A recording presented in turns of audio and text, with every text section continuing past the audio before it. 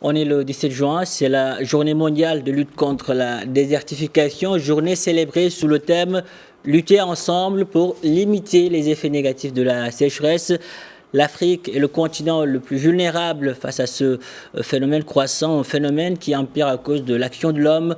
Sur ce, je propose d'écouter Ibrahim Thiaw, secrétaire général adjoint aux Nations Unies et secrétaire exécutif de la Convention de lutte contre la désertification.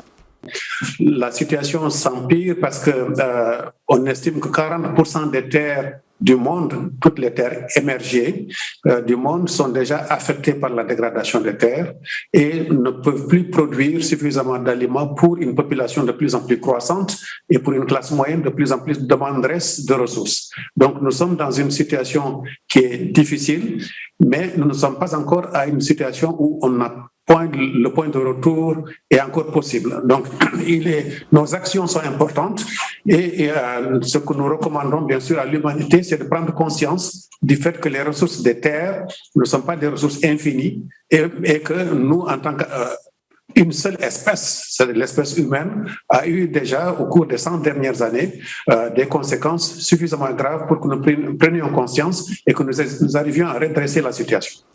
Et justement, comment faire face à l'avancée du désert? Pour le secrétaire exécutif de la Convention de lutte contre la désertification, il y a deux priorités, Ibrahim Thiaw, que nous écoutons à nouveau.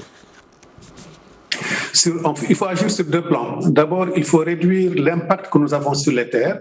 Donc, prendre conscience du fait que nos activités minières, nos activités d'extraction des ressources, nos activités de production agricole ne sont plus compatibles avec une planète qui devrait être stabilisée.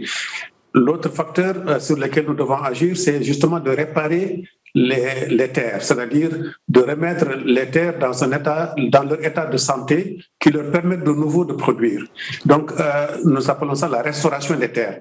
Donc, il faut agir sur les deux tableaux. D'abord, quand il y a une saignée, c'est d'arrêter la saignée et de s'assurer qu'il y a un garrot qui permette d'arrêter la saignée. Et d'autre part, c'est de réparer et de soigner la plaie.